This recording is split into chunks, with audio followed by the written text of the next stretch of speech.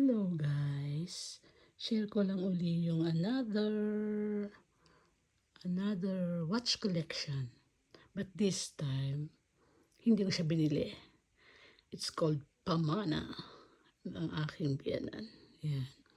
Ayan yun o. Ito yung Rado na automatic siya. Yan. Ito.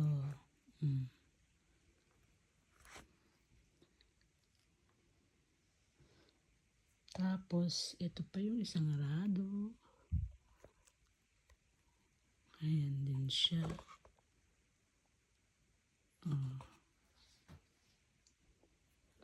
Tapos yung isa, ito pa, isang Rado din siya. Ayan o. Ay, hindi ko nalinis pa yan. Parang maano siya. Malangis na hawakan ko eh. Ayan siya. Rado rin siya. Hindi masyadong kita kasi gawa ng ilaw. Nag-ano siya, nag-reflect yung ilaw. It's another Rado. Ayan siya. It's another Rado. Ito. Tapos, ito naman yung Omega. Ayan siya. Omega.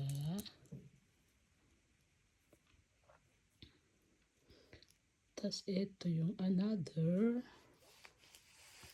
Ito, Rado rin siya na may 4 na diamante. Ayan. Nagre-reflect kasi yung ilaw eh. Tapos parang mga bakat-bakat yung glass ng pagkakahawa ko. Ayan. Tapos, this one is, hindi ko siya, ang pangalan niya ay, ang pangalan nito, hindi siya Rado pero automatic siya na baby pa lang yung asawa ko. Suot ng mother niya sa picture. So, ang asawa ko ay 57, baby pa lang siya nun. So, less than 60 years or the more than 60 years. Ewan ko kailan niya binili. Automatic to, yan. Hindi ko lang sinusuot eh, pero gumagana yan.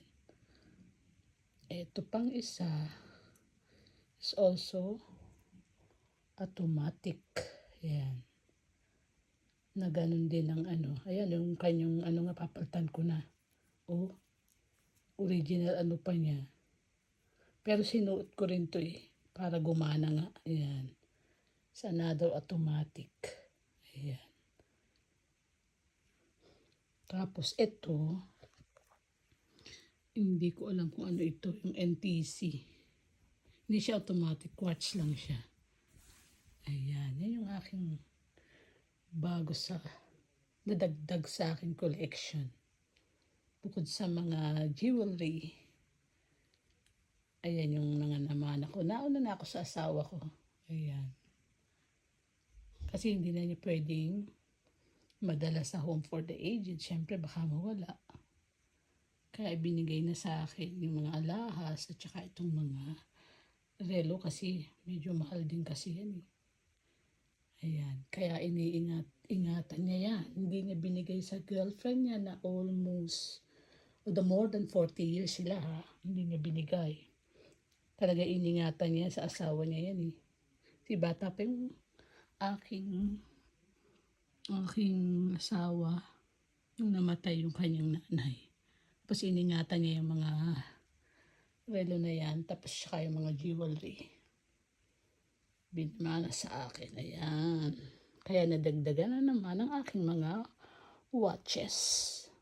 Bye! Sinare ko lang. Meron pa kasi ako mga naunang vlogs, yung mga relo ko dati. Paano ako nag-work sa Swatch. Andun yung mga watch ko na ako mismo bumili nun. Ito hindi. Pamana. Thank you guys. Ko pala sa sa mga relo na mga mamahalin na ganyan. Kagaya na Rado, Omega, Rolex, na ganyan. Kapag dinala niyo siya sa store talaga ng mga relo, ng mga mamahalin, 'pag parang overhaul, kagaya nung Omega ko na puro diamante, brilyante. Ano siya, 'pag pina-overhaul mo siya, iki-cleaning nila yung lahat talaga ng loob, tapos papalitan nila yung ibang ibang ano, ibang part. Kasi ano yun, gold talaga yung nasa loob din nun. 'Pag dinala mo siya sa mga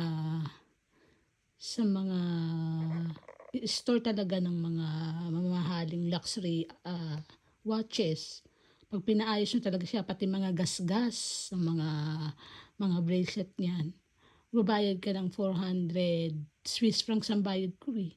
So, it's 25,000 pesos ang pa-cleaning niya. Tapos pati yung mga gasgas, puwedeng mawala yan, yung mga rado na yan, yung mga gasgas-gasgas na yan, mawawala siya. Kaya kaya medyo mahal lang talaga ang ano niya, mag-maintenance. Puwede mo rin namang hindi ipatanggal kung ayaw mo, pero kung gusto mo talagang gumanda siya uli, dalhin mo siya sa tindahan. Tapos sabihin mo pa gano'n, palinis mo siya, patanggal mo yung mga gasgas. Yun lang ang kaibahan ng mga luxury ano, puwede mo siya uling parang magmukhang bago, gano'n, ayan. Yun ang tip. Yeah. Bye.